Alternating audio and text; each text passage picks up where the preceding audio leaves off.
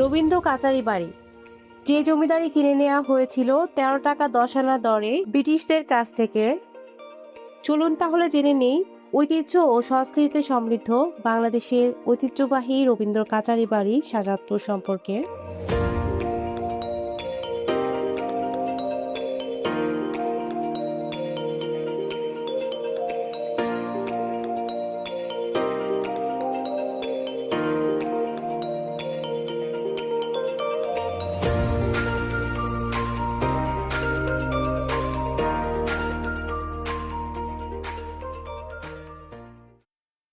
Hello viewers, আসসালামু আলাইকুম। আমি স্বপ্নিল টাঙ্গাইল থেকে বলছি। যে যেখান থেকে বসে আমার এই ব্লগটি কন্টিনিউ করছেন, আশা করছি সবাই ভালো আছেন এবং সুস্থ আছেন। আমি এবং আমার পরিবার আলহামদুলিল্লাহ ভালো আছি এবং সুস্থ আছি। বেশন্দ্র কাচারি বাড়ি বাংলাদেশের সিরাজগঞ্জ জেলা সাতাতপুর উপজেলায় অবস্থিত বিশ্বকবি রবীন্দ্রনাথ ঠাকুরের পৈতৃক জমিদার বাড়ি ও স্মৃতিবিজড়িত ঐতিহ্যবাহী কুটি বাড়ি। 1842 সালে রবীন্দ্রনাথ ঠাকুরের দাদা প্রিন্স দ্বারকানাথ ঠাকুর ইংরেজদের কাছ থেকে নিলামে এই বাড়িটি কিনে নেন। এর আগে অষ্টাদশ শতাব্দীতে এটি নীলকুঠি হিসাবে ব্যবহৃত হতো। সৌভাগ্যক্রমে আমরা যেদিন রবীন্দ্র কাচারি বাড়িতে গিয়েছিলাম সেটা ছিল বিশ্বকবি রবীন্দ্রনাথ ঠাকুরের 165তম জন্মদিন, অর্থাৎ 25শে বৈশাখ হয়ে থাকে।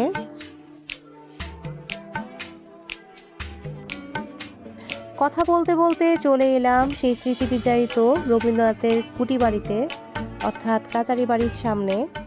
চারিদিকে নানা রং বেরঙের ফুলে ফুলে সুসজ্জিত এই কাচারি বাড়ি। দূর থেকে দেখলে মনে হয় এখনো যেন রবীন্দ্রনাথের সেই ছোঁয়াটি আছে এই বাড়িতে। 1890 সাল থেকে 1897 সাল পর্যন্ত মোট 7 বছর রবীন্দ্রনাথ ঠাকুর জমিদারির কাজের জন্য সাদাতপুরের এই কাচারি বাড়িতে প্রায়ই আসতেন এবং অবস্থান করতেন। প্রায় 10 বিঘা জায়গার উপর ইন্দো ইউরোপীয় স্থাপত্য শিল্পে এই দ্বিতলা ভবনটি নির্মিত হয়। বর্তমানে এটি প্রত্নতত্ত্ব অধিদপ্তরের অধীনে একটি চমৎকার রবীন্দ্র জাদুঘর হিসাবে সংরক্ষিত করা হয়েছে।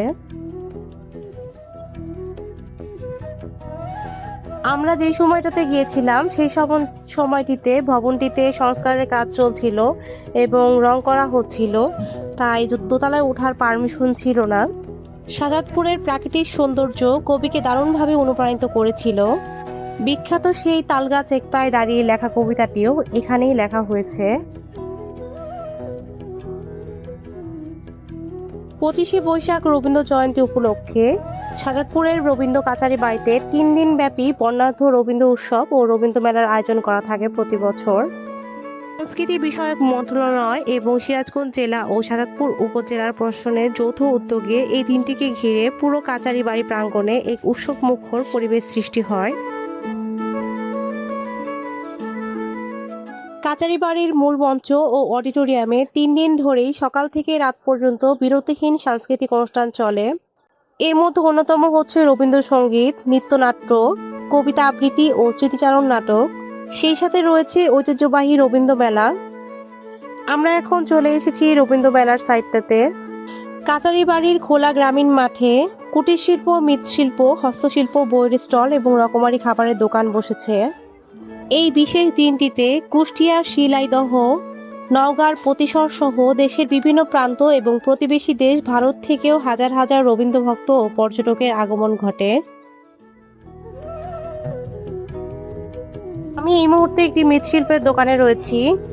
ওদের অনলাইন পেজ আছে, সেই সাথে ওদের যে স্টল, সেই স্টলের বিভিন্ন ধরনের রকমারি ইউনিক টাইপের কিছু জিনিস রয়েছে। এখানে অবস্থানকালে তিনি অনেক বিখ্যাত সাহিত্যকর্ম রচনা করে থাকেন। সেগুলোর মধ্যে অন্যতম ছিল সোনারতরী, চিত্রা, চৈতালি, বৈষ্ণব কবিতা, 2 পাখি। নোবেলজয়ী গীতাঞ্জলির কাজও তিনি এখানেই শুরু করেছিলেন। সেই সাথে বিভিন্ন ধরনের অনলাইন উদ্যোক্তারা যারা রয়েছে হ্যান্ডমেড প্রোডাক্ট নিয়ে বিজনেস করেন, তারাও নিয়ে এসেছেন বিভিন্ন ধরনের হ্যান্ডমেড প্রোডাক্ট। এই তো এখানে হ্যান্ডমেড মোম রয়েছে, এই মোমগুলোর প্রাইসও যথেষ্ট রিজনেবল ছিল। বেশ কিছু সাদাতপুরে তাঁতের শাড়ির স্টল ছিল, তার মাঝখানে স্টলটিতে আমি বেশ কিছু তাঁতের শাড়ি দেখছিলাম।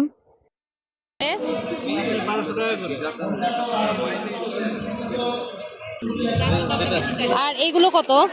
এগুলো আপনার 1700 টাকা করে। এগুলো অনলাইনে তো 1200, 1300, 1500 বিক্রি করে। শপটির ঠিকানাও দেওয়া আছে, আপনারা চাইলে অনলাইন থেকেও পারচেস করতে পারেন। গ্রীষ্মকালে সকাল 10টা থেকে সন্ধ্যা 6টা পর্যন্ত এই কাচারি বাড়ি খোলা থাকে। শীতকালে সকাল 9টা থেকে বিকাল 5টা পর্যন্ত খোলা থাকে। সাপ্তাহিক ছুটি প্রতি রবিবার এবং পূর্ণ দিবস বন্ধ থাকে।